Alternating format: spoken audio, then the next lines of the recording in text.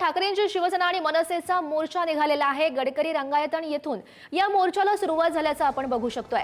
महाराष्ट्रामध्ये एकच ब्रँड ठाकरे ब्रँडच्या जोरदार घोषणा या ठिकाणी दिल्या जात आहेत। वाहतूक कोंडी, बिल्डरांसाठी पळवलेलं पाणी, बेकायदा बांधकामं, क्लस्टरचा फैजा आणि भ्रष्टाचाराविरोधात हा मोर्चा सध्या निघालेला आहे। मुख्यमंत्री पालकमंत्री असलेल्या जिल्ह्यात ते ज्या भागाचं प्रतिनिधित्व करतायत त्या महानगरपालिका हद्दीत जी गुंडगिरी, जी दरोडेखोरी, जो भ्रष्टाचार, जी लाचलुचपत सुरू आहे त्याविरुद्ध हा मोर्चा आहे। मला असं वाटतं की आमची तयारी अतिशय जोरदार झालेली आहे, कारण ह्या मोर्चा ठाणेकरांचा आहे। त्यामुळे ठाण्यातल्या जिल्ह्यातली अनेक लोक या मोर्चाला उपस्थित राहणार आहे आणि आमची जी काही बदनामी मागच्या 2.5-3 वर्षात झालेली आहे की गद्दाराची राजधानी ठाणे, भ्रष्टाचाराची राजधानी ठाणे, या सगळ्या हा लागलेला आम्हाला ठाणेकरांना जो कलंक आहे तो पुसण्याचा पण आम्ही केलेला आहे आणि त्यामुळे ते पण पूर्ण करण्यासाठी याच्यापुढे प्रत्येक ठाणेकर पुढे येईल आणि आमच्यावर जे काही भ्रष्टाचाराची राजधानी ठाणे म्हणून जो काही कलंक लागलेला आहे तो आम्ही याच्यापुढे पुसणार, एवढं नक्की। आणि या संदर्भात अधिकची माहिती जाणून घेऊयात। आमचे प्रतिनिधी निकेश शार्दूल सध्या आपल्यासोबत आहेत। निकेश, महत्त्वाची ही घडामोड म्हणावी लागेल, शिंदेंच्या बालेकिल्ल्यात ठाकरेंची शिवसेना आणि मनसेचा हा निघालेला मोर्चा, नेमकं काय घडतंय मोर्चात? नक्कीच ठाण्यातल्या विविध प्रश्नांच्या विरोधात जे आहेत ते ठाकरेंची शिवसेना आणि मनसे एकत्र आलेली पाहायला मिळते। आज दोन्ही पक्षांकडनं जे आहेत ते मोर्चाचं आयोजन करण्यात आलेलं आहे आणि ह्या मोर्चाची सर्व तयारी जी आहे ती झालेली आहे।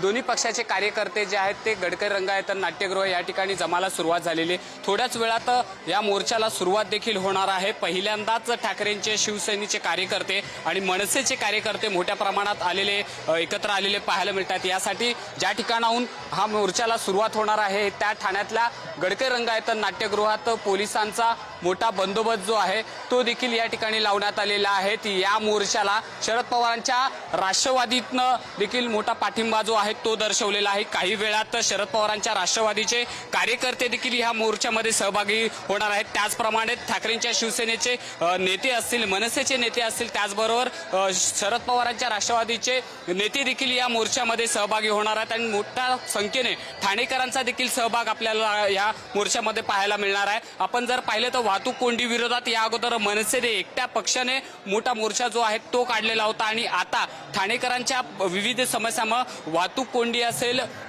भूमाफिया असेल, भ्रष्टाचार असेल, पाणी टंचाई असेल, या सर्व प्रश्नांना घेऊन आता हे दोन्ही पक्ष जे आहेत ते एकत्र आलेले आहेत आणि मुख्यमंत्र्यांच्या उपमुख्यमंत्री एकनाथ शिंदे यांच्या बालेकिल्ल्यात हा मोर्चा जो आहे तो आज धडक देणार आहे। हा मोर्चा निघून ठाणे महानगरपालिका मुख्यालयापर्यंत पोहोचणार आहे आणि या पालिकेच्या मुख्यालयाच्या इथे या मोर्चाची सांगता होणार आहे। आपल्यासोबत एक ठाकरेंच्या शिवसेनेच्या ज्येष्ठ शिवसैनिक आहेत। आजी, मोर्चात सहभागी झालेल्या आहेत, काय भावना आहेत? ज्या प्रकारे वाहतूक कोंडी, पाणी टंचाई अशा विविध प्रश्नांवर तो दोन्ही पक्ष एकत्र आलेले आहेत, काय भावना आहेत? एक तर घोडबंदरला जायचं म्हणजे गायमुख तर सोडाच, पण त्याच्या आधी कासारवडुलीपासून ठाणा कापूरवावडीपर्यंत कमीत कमी 2 ते सव्वा 2 तास लागतात। इतक्या दिवस आम्ही 20 ते 25 मिनिटांमध्ये पोहोचत होतो आणि आता हे काय, हे जे महापालिकेचे कर्मचारी किंवा प्रशासन किंवा मी ठाण्याचा, माझं ठाणं, मी ठाण्याचा मुख्यमंत्री असं म्हणवणारा आता झोपलाय का? याला जाग कधी येणार आहे? हा पण ठाण्यात राहतोय ना, तो म्हणतो ना त्याच्यासारखे आमच्याकडे हेलिकॉप्टर नाही आहेत, आम्ही आपलं 4 व्हीलर किंवा 2 व्हीलरनी चालणारी माणसं आहेत। मग तो आमचा विचार करतोय का? नाही। मग हा आमचा विचार करण्यासाठी, लोकांना जागं करण्यासाठी आम्ही हा आज पवित्रा घेतलेला आहे आणि हा पवित्रा आम्हाला वाटतं हा जनतेने जो आम्हाला प्रतिसाद दिलेला ना, हा उत्कृष्ट प्रतिसाद आहे। अजून 2 तास आम्हाला मोर्चाला बाकी आहे, पण आत्ताच एवढी पब्लिक जमलेली आहे तर त्या 2 तासामध्ये पब्लिक किती जमणार आहे ह्याचा विचार करा। आणि आजचा मोर्चा आम्ही 100% नाही 110% सक्सेस करून दाखवणार आहे। त्याच्यानंतर पाण्याची समस्या, आज घोडबंदर रोडला कमीत कमी महिन्याला 1-1 लाख रुपये खर्च करून सोसायट्यांना पाणी आणावं लागतं। मग ते हे बिल्डर कोणाचे? या मुख्यमंत्र्यांचे। हा मुख्यमंत्री कोणाचा? कोणाचा आता तुम्ही पब्लिक सांगा हा कोणाचा? आमचा तर काही नाहीये, इतके दिवस हा आमचा होता, पण आता आम्ही काही ह्याला आमचा म्हणत नाहीये, कारण हा गद्दार झालाय. ह्याच्या डोक्यावर गद्दारीचा शिक्का बसलेला आहे. आम्ही एकनिष्ठ आहोत. नक्कीच ह्या ज्येष्ठ आजी होत्या ज्या या मोर्चामध्ये सहभागी झालेल्या आहेत. प्रत्येक शिवसैनिक असेल ठाण्यातला ठाकरेंच्या शिवसेनेचा, प्रत्येक मनसेचा कार्यकर्ता जो आहे तो या मोर्चामध्ये सहभागी झालेला आहे. थोड्याच वेळात या मोर्चाला सुरुवात होईल आणि ह्याची सांगता ठाणे महापालिका मुख्यालय या ठिकाणी होणार आहे. मुख्यालयाबाहेर मोठं व्यासपीठ जे आहे ते स्टेज उभा करण्यात आलेलं आहे आणि या स्टेजवरती प्रत्येक शिवसैनिक असतील किंवा नेते असतील, ठाणेकर नागरिक जे आहेत ते आपल्या भावना ज्या आहेत या मोर्चाच्या माध्यमातून व्यक्त करताना पाहायला मिळणार आहेत. नक्कीच निकेश, आपण बघू शकतोय मोर्चाला खरं तर सुरुवात झाल्यानंतर किती प्रमाणात शिवसैनिक मनसैनिक जमतात हे बघणं महत्त्वाचं असेल. या मोर्चाकडे असंच लक्ष ठेवून राहा. तुर्तास धन्यवाद निकेश दिलेल्या सविस्तर माहितीसाठी.